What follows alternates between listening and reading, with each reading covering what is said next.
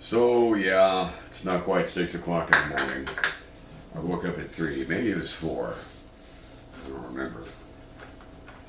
It was too early in any case. I didn't even know we had two sixes o'clockses. Two sixes o'clockses. Two 6 o'clockses. It's too early to talk.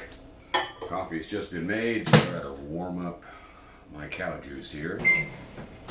There we go. So my goal is to get into at least one really good workout today, and then make the rest of the second video in the bodybuilding, first bodybuilding contest series. Praise Iomi.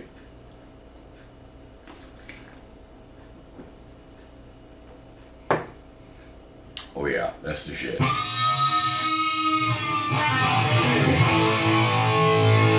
Hey everybody, just me again, Wayne, and welcome to the second in this series of videos about my getting ready to enter my first bodybuilding contest. Now, if you watched the first video, which went up about 2 weeks ago, you'll know it was mostly about asking questions, mainly asking questions of yourself, about yourself, and giving answers to them. They were cognitive questions, right? Do I know what I'm doing? For me, the answer is no, but I'm trying to figure it out. Emotional questions. Do I have a problem with crowds? Can I handle if I come in, dead last? And of course, there were questions about one's physical state. We emphasized the importance of, if you're considering entering any kind of bodybuilding event, assess your physique and do it right immediately. Well, we're going to assume that you've asked yourself those questions and you've decided, yeah, I think I'm going to do this, or no, I'm not going to do this yet, but maybe I'll do it at some point in the future. So today we're going to talk about finding a contest.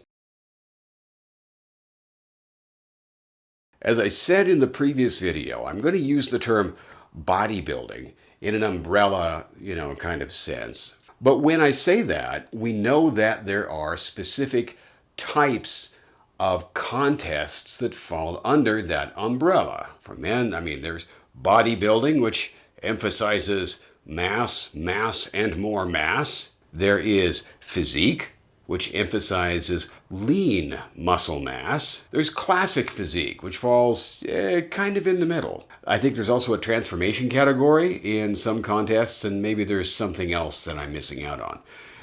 In women's competition, there's bodybuilding, there's bikini, there's figure, there's fitness, and I think there's transformation categories for women too in some contests. So, it's not like there's a shortage of areas to choose from.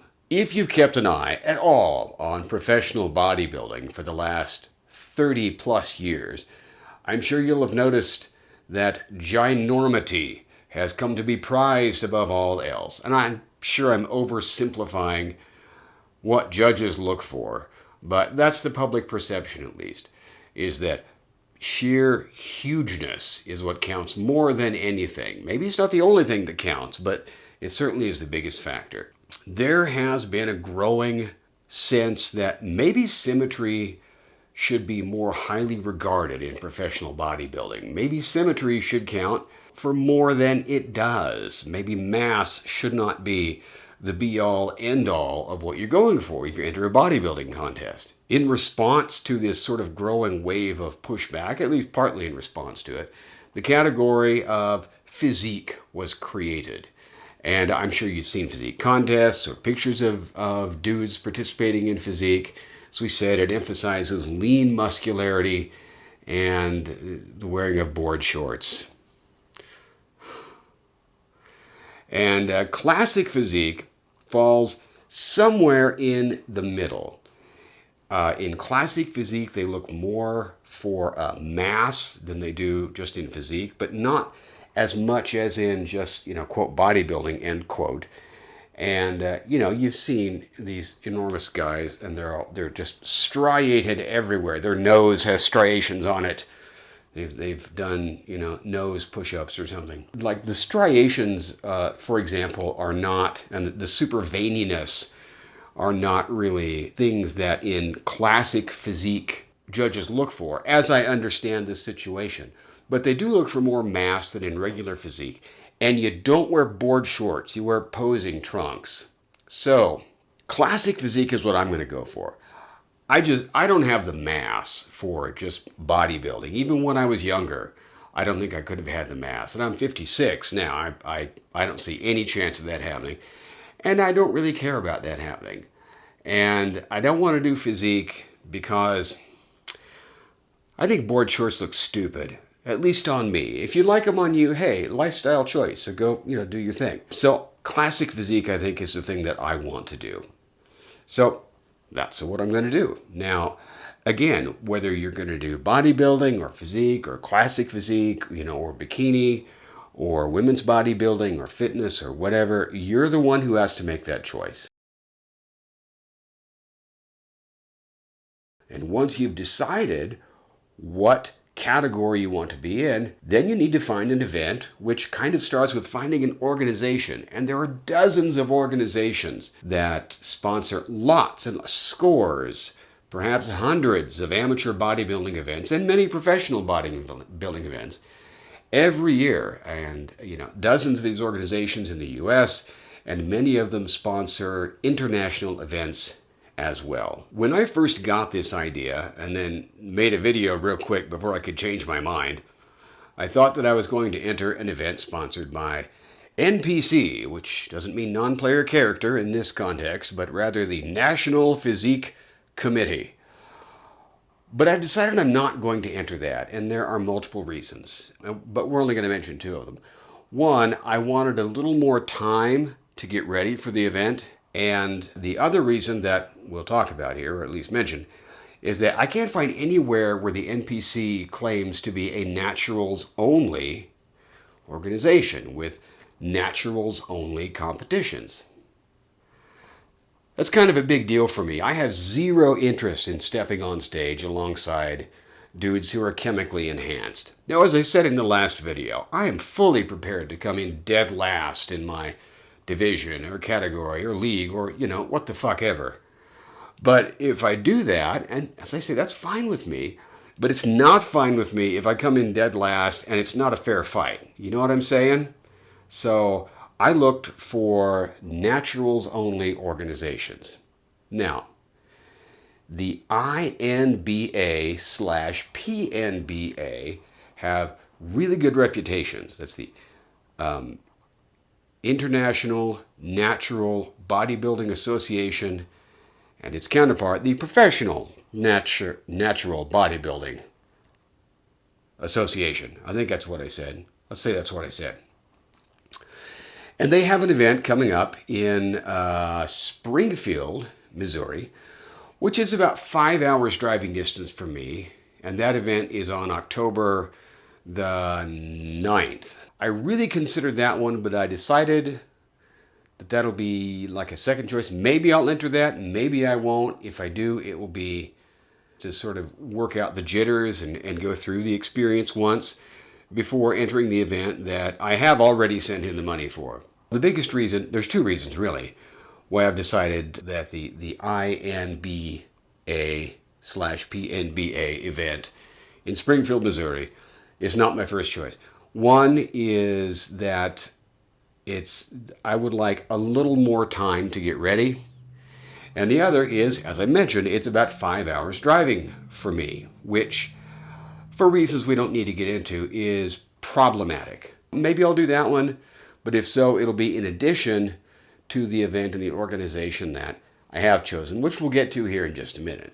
Oh, and one other reason that I've chosen to go with the organization and the event that I have, rather than the INBA one, is that in the classic physique category for the INBA, there are 15 mandatory poses. I think 18 if you count left and right as separate, or maybe that'd be 19, I don't know. And there are 8, maybe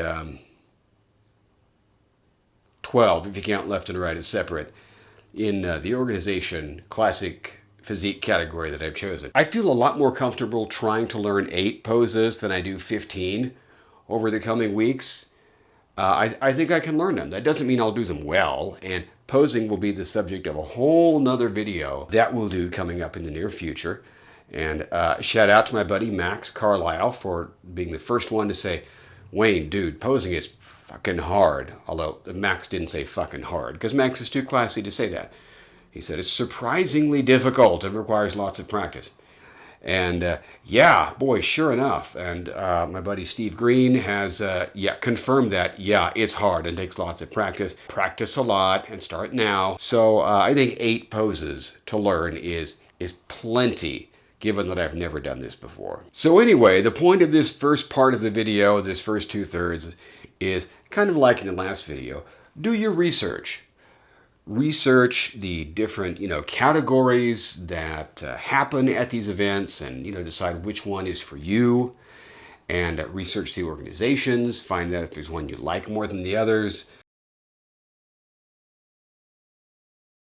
The last thing to research is when the thing is. I mean, we'll take it as a given, right? That it's close enough that you can get there. Okay, I mean, because if it weren't, why would you be considering it?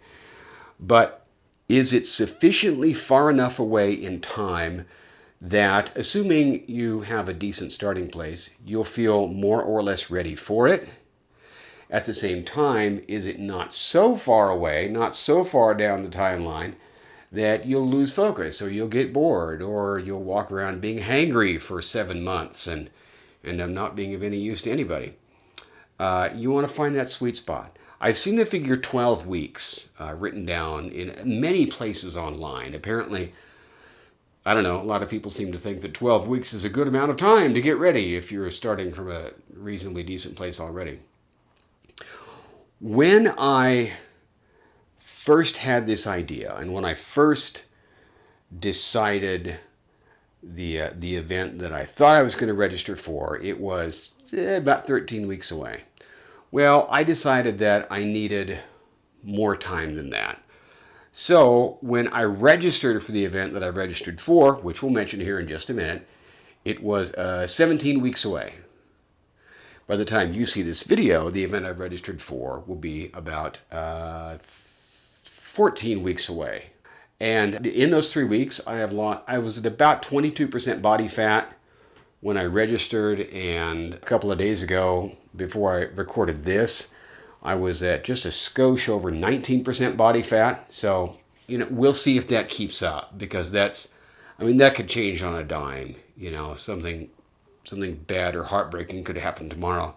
I'd be like, fuck it, I'm finding me a Cheesecake Factory, So, who knows? We'll just see how it goes.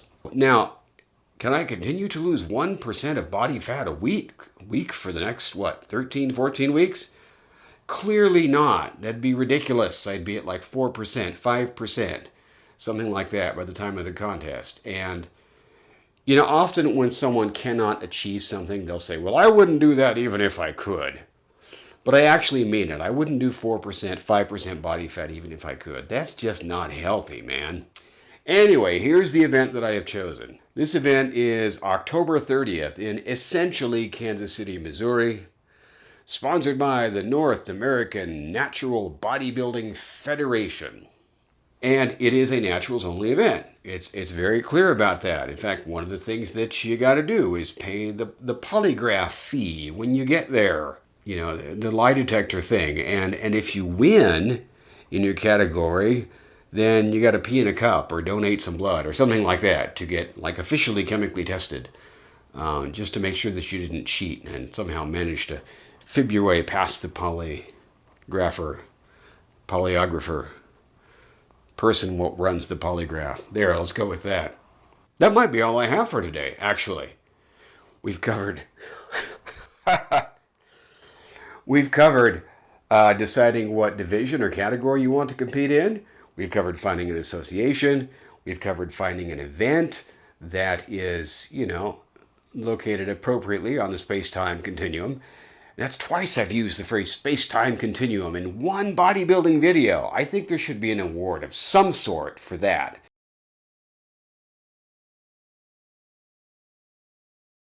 That alone. Maybe I could get a pin or something. I don't know. And we've talked about, I guess that's what we've talked about. I gave you a quick little update on my progress. So, okay, y'all, If you like this video, by all means, give it a thumbs up. That would be just so appreciated. And subscribe if you feel an inclination. That'd be great too. And above all, if you got some good out of this video, fantastic. And if you know somebody else who might get some good out of it, maybe somebody else who's thinking about, competing, but they also don't know what the hell they're doing. Like, I don't know what the hell I'm doing. And you think maybe they could benefit from watching me make a fool of myself? Great, send the video along to them. Okay, that's what I've got. As always, you all are awesome. Thank you so much for watching, and I'll talk to you soon.